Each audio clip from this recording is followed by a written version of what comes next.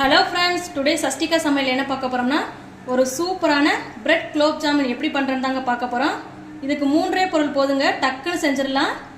வாங்க எப்படி பண்ணலாம்னு வீடியோக்குள்ள போய் பார்க்கலாம். வீடியோக்குள்ள போறதுக்கு முன்னாடி மறக்காம நம்ம சேனலை சப்ஸ்கிரைப் பண்ணி வச்சுக்கோங்க. அப்பதான் நான் போற வீடியோஸ் உங்களுக்கு நோட்டிபிகேஷனா வரும். மறக்காம பக்கத்துல இருக்க பெல் ஐகானை கிளிக் பண்ணுங்க फ्रेंड्स. வாங்க எப்படி பண்ணலாம்னு வீடியோக்குள்ள போய் பார்க்கலாம்.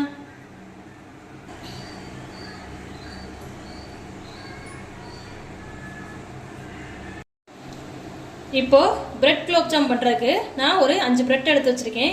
இது கூடவே 1/4 கப் அளவு பால் எடுத்திருக்கேன், 1/2 கப் அளவு சுகர் எடுத்திருக்கேன், 3 ஏலக்காய் தட்டி எடுத்து வச்சிருக்கேன். வாங்க எப்படி பண்ணலாம்னு பார்க்கலாம்.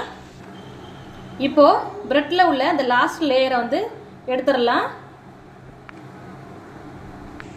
இப்போ பார்த்தீங்கன்னா எல்லா பிரெட்டுக்கும் இது மாதிரி கட் பண்ணி எடுத்துக்கோங்க. இப்போ இது கூட நம்ம காய்ச்சி ஆற வச்சிருக்கிற பாலை இது கூட ஆட் பண்ணி நல்லா மிக்ஸ் பண்ணிக்கலாம். இப்போ பார்த்தீங்கன்னா பாலை கொஞ்சம் கொஞ்சமாக ஆட் பண்ணி நல்லா மிக்ஸ் பண்ணிக்கலாம். இப்போ பார்த்தீங்கன்னா இந்த பக்குவத்துக்கு பிணைஞ்சு எடுத்துக்கோங்க. இப்போ இதை கையில் கொஞ்சம் ஆயில் அப்ளை பண்ணிவிட்டு இதை பால் சேப்புக்கு நம்ம ஊற்றி எடுத்துக்கலாம்.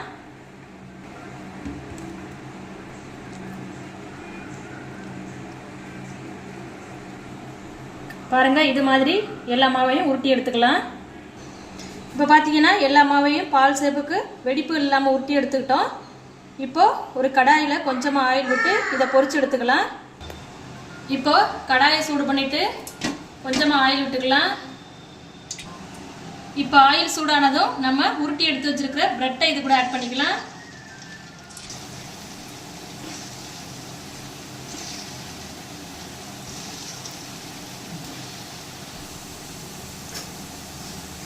இப்போ அடுப்பை லோ ஃப்ளேம்லேயே வச்சு 2 பக்கமும் நல்லா வேகிற அளவுக்கு பொரிச்சு எடுத்துக்கலாம். இப்போ பார்த்தீங்கன்னா 2 சைடும் திருப்பி விட்டு நல்லா வெந்து வந்துருச்சு. பாருங்க, இந்த மாதிரி கலர் மாறி வந்தோடனே நம்ம இன்னொரு பிளேட்டுக்கு மாற்றிக்கலாம்.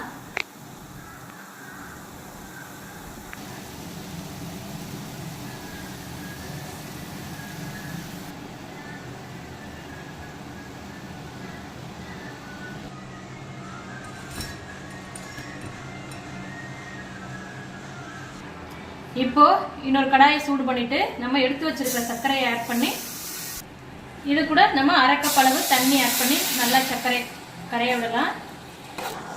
இப்போ பார்த்தீங்கன்னா சர்க்கரை எல்லாம் நல்லா கரைஞ்சி வரட்டும். இப்போ இதில் நல்லா கொதி வரட்டும். இப்போ பார்த்தீங்கன்னா சர்க்கரை எல்லாம் நல்லா கரைஞ்சி லைட்டாக ஒரு பிசுபிசு தன்மையோட வந்துருச்சு. இப்போ இந்த பக்குவத்தில் நம்ம எடுத்து வச்சிருக்கிற ஏலக்காய் ஆட் பண்ணிக்கலாம்.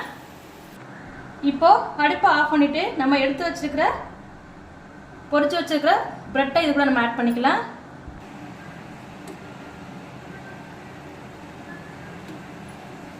இப்போ பார்த்தீங்கன்னா இந்த சக்கரை பாவுலே இந்த குலோப் ஜாம் ஒரு 1/2 மணி நேரம் ஊறி வரட்டும். இப்போ பார்த்தீங்கன்னா நமக்கு தேவையான சூப்பரான bread gulab jam recipe ready ஆயிடுச்சு ஃப்ரெண்ட்ஸ். பாருங்க எவ்வளோ அருமையாக சூப்பராக வந்திருக்குன்னு.